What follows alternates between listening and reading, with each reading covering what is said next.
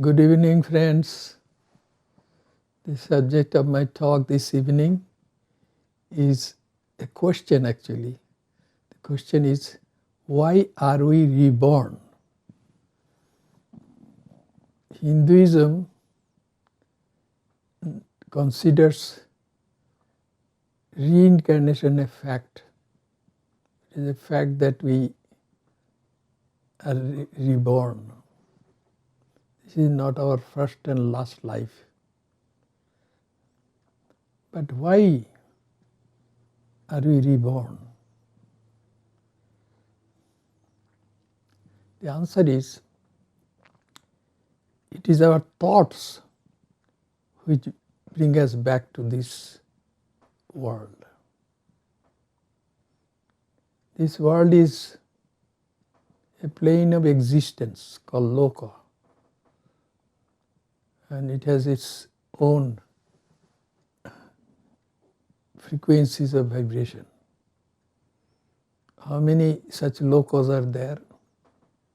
Well, according to Hinduism, there are innumerable such planes of existence or lokas. They all have different sets of frequencies of vibration. This world has its own set of frequencies of vibration. Depending upon the way our mind vibrates, we are here in this world or in some other plane of existence. So, the subject of my talk this evening is, why are we reborn?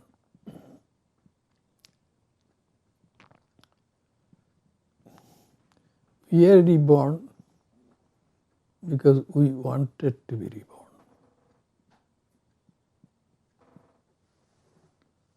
A person is more his or her own mind.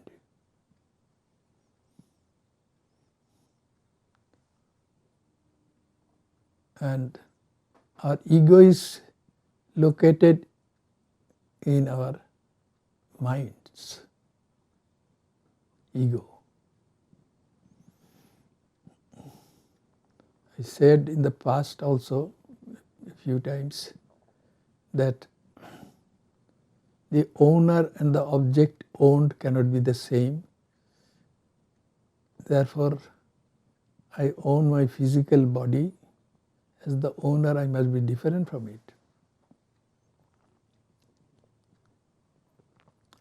I own my sense organs and motor organs. What are the sense organs? In Sanskrit, chakshu, karna, nasika, jiva, tvak. That means the organ of sight, organ of hearing, that means the ears, an organ of smell, that is the nose or nostrils, and organ of taste, that is the tongue, an organ of touch, that is the skin. These are called five sense organs according to Hinduism. And there are some motor organs also. This is the organ of speech, the organ with the help of which we grab things, that means our fingers.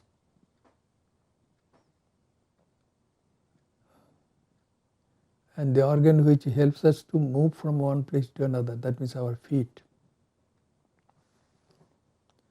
And the organ which lets out from our body the food that has been digested by the body, that means the anus, that is another motor organ.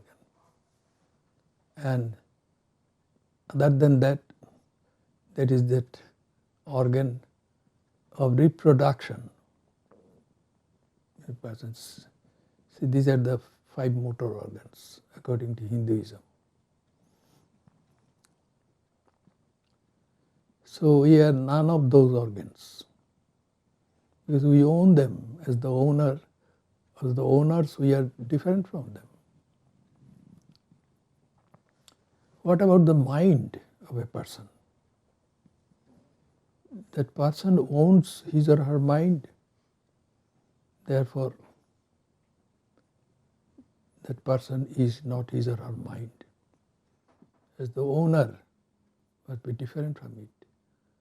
But the sense of the individual existence of a person is a conscious thought of his or her mind. I, that thought. It is called the ego. But as the owner, a person can never be his or her mind. It must be beyond that mind. And the sole purpose of Hinduism is to teach people how to go out of their identification with their minds.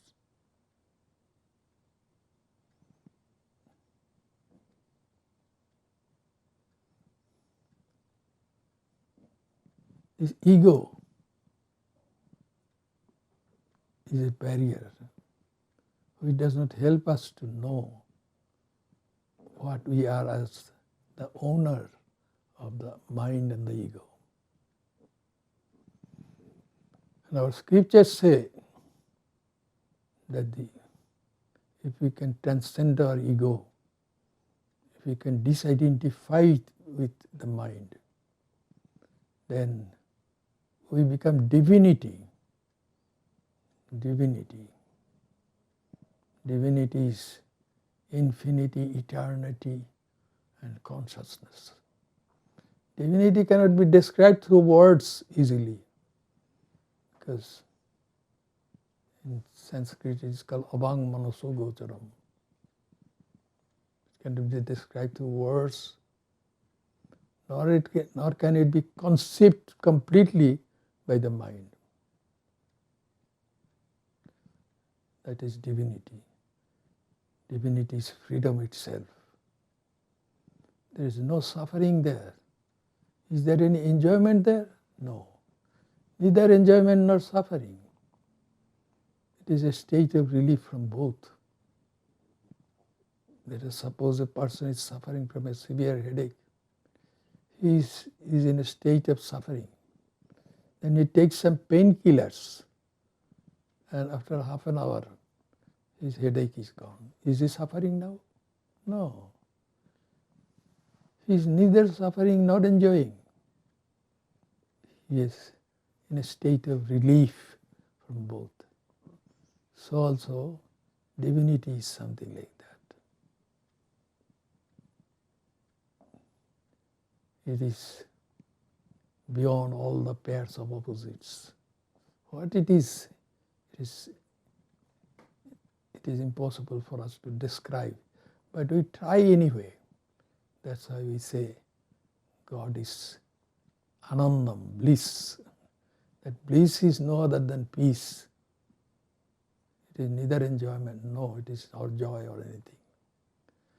That's what we are, beyond all kinds of suffering. If a person is identified with his or her body and mind, then that person suffers or enjoys. But enjoyment, if prolonged, becomes suffering. If a person is forced to eat 20 cupcakes, one after another without stopping, that becomes a torture and punishment for that person. But the first cupcake can be very enjoyable and delight. It is a delight to eat that. So much is the capacity of our body-mind complex to give us even pleasure.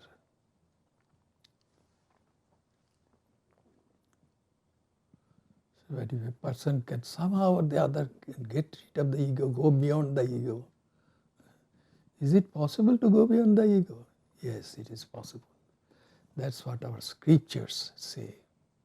With the help of some divine incarnations like Ramakrishna, Krishna, Jesus and all, it is possible by following their teachings, it is possible to get out of that bondage.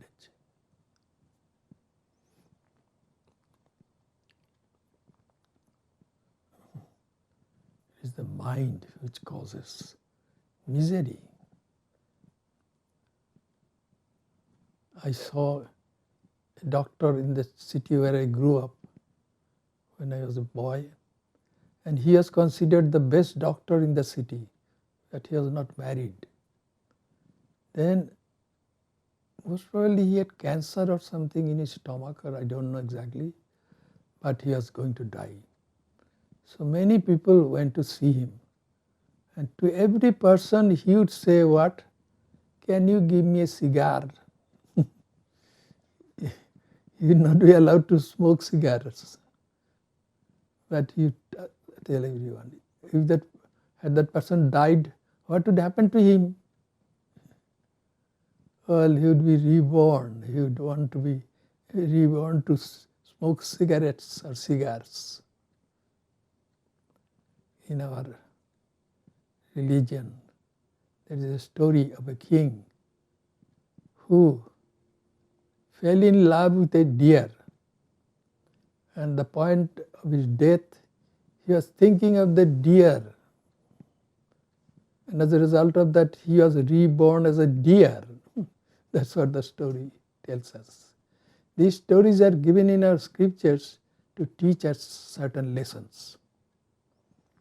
So what our last thoughts are very important. If a person thinks of God at the last moment, that person will become one with God.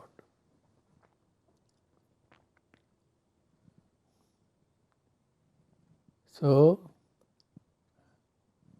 if we don't want to be reborn, the way out is to get rid of our ego.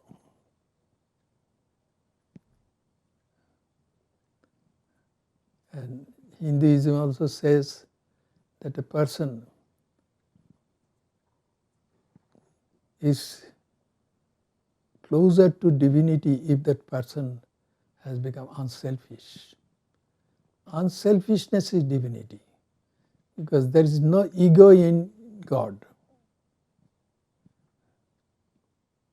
So not having ego means God is completely unselfish. Selfishness originates from ego. Swami Vivekananda used to say, unselfishness is divinity, unselfishness is God. So, if a person doesn't want to be reborn in this world, he has to get rid of his ego.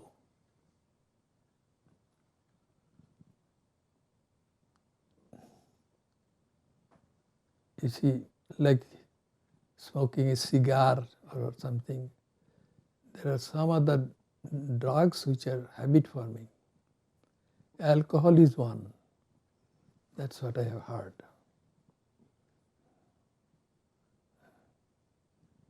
Once, while I was a boy in India, I grew up in the city of Shillong, and there are many Nepalese servants working in people's homes.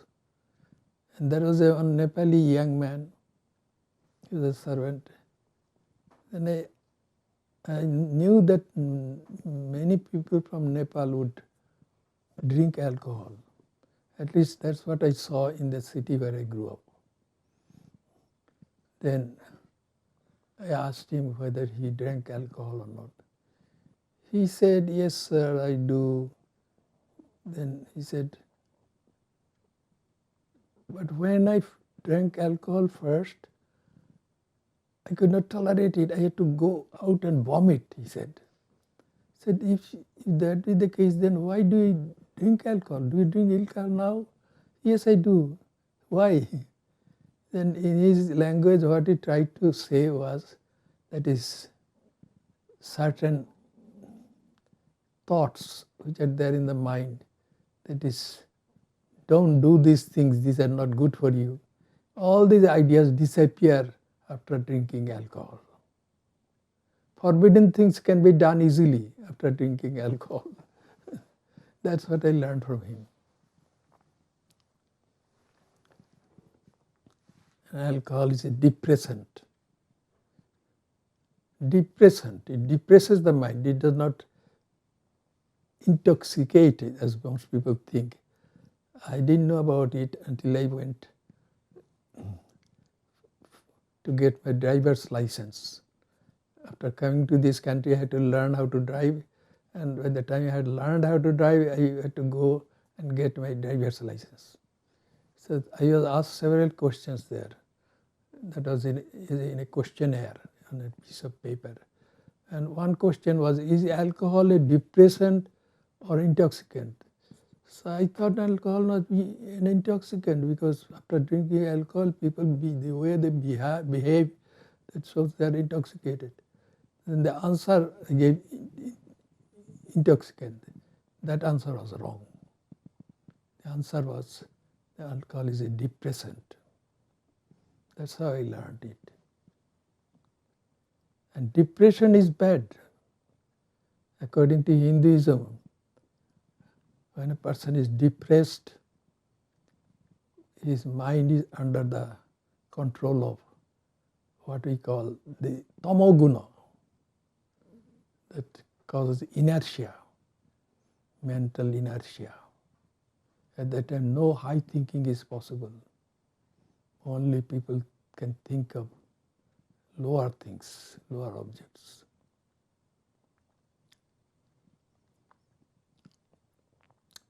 So alcohol is not good. And I have heard of some other drugs also, which are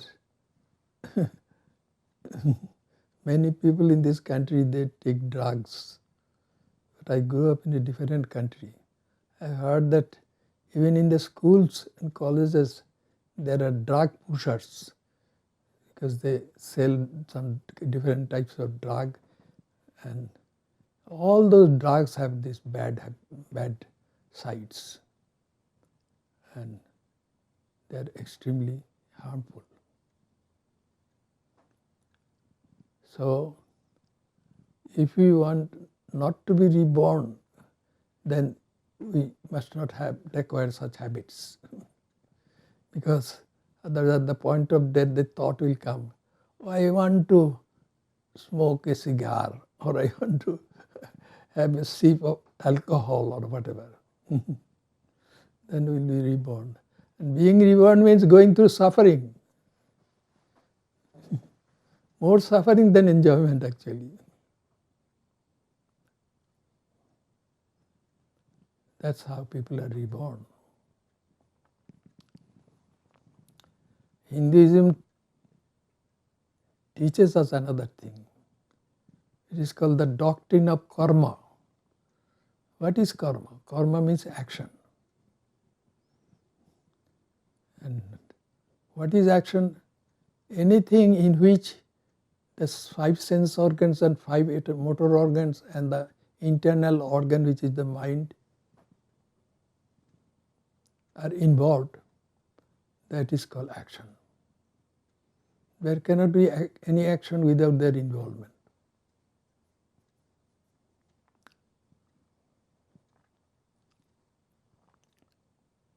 And every action that we perform, either with our mind or our sense organs or motor organs, that produces some effect.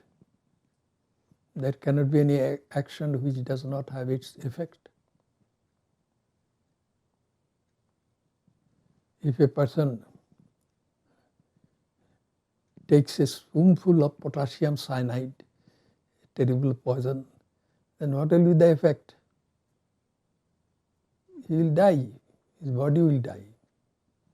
But still he will be existing in his finer body.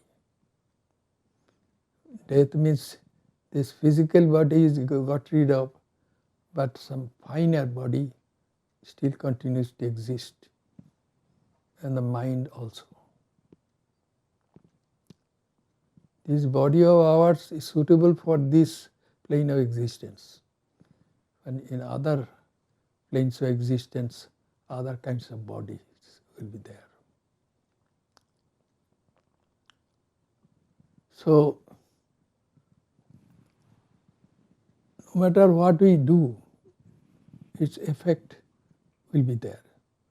And the interesting thing is that if whatever I do, the effect of that will come back to me like boomerang. There is no way of escaping from it.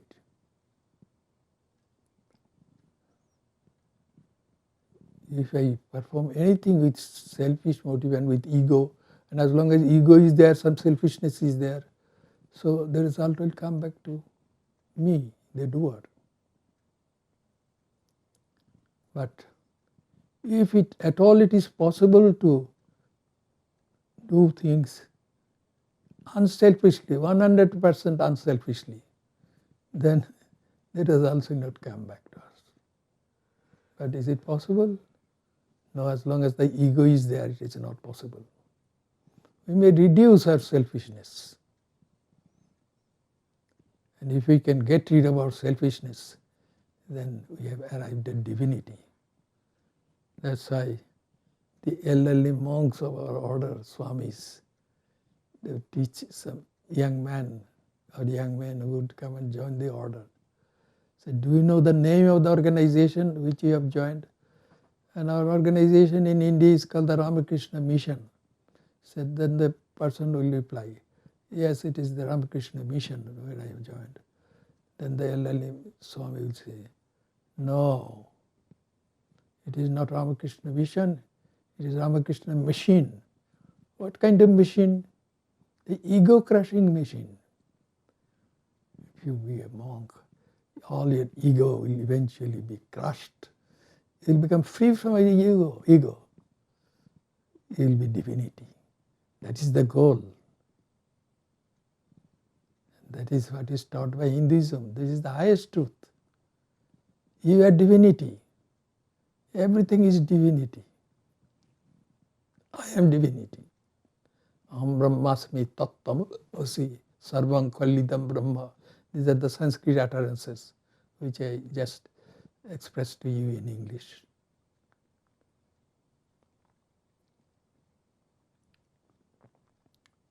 Divinity, that is the highest teaching.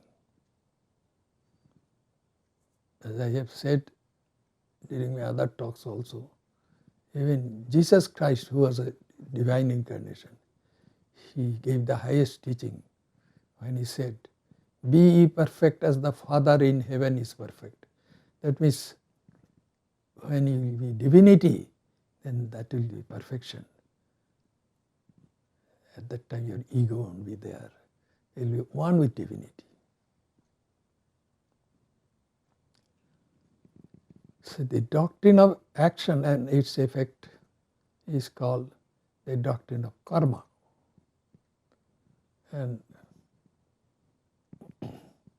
the effects of our action, they like boomerang will come to us as long as we have the ego. If we perform anything selflessly, then that will not happen to us. But to become selfless is the last thing to do, achieve. Anyway, so all the actions that we perform, their effects go on accumulating. Some effects are immediately available. For example, if a person puts his hand into fire, then the effect he feels immediately. His hand gets burned. But there are some actions which produces late effect. They are like term deposits in banks. You put $5,000 in bank to get higher dividend or interest, and it will mature after 5 years or maybe after 10 years. But it will mature and then you will get it, not before that. So also some actions go on accumulating. Their effects are not readily available. They go on accumulating. They are called in Sanskrit sanchita karma. That means accumulated effects of our one's past actions. And when the term deposit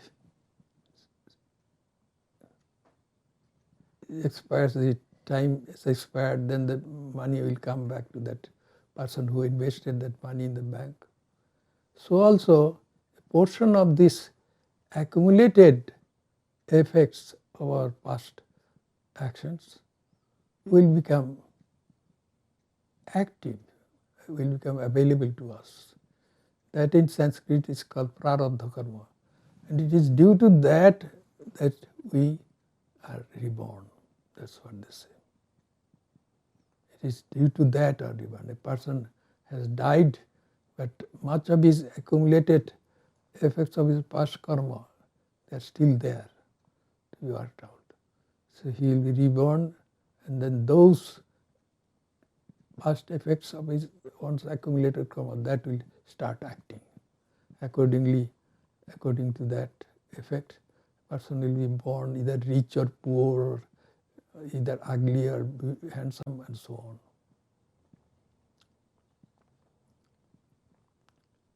So, what is the ultimate teaching then? The ultimate teaching is, if you want to get out of suffering, suffering and enjoyment, they are not essentially different. Too much of enjoyment becomes suffering, as I said.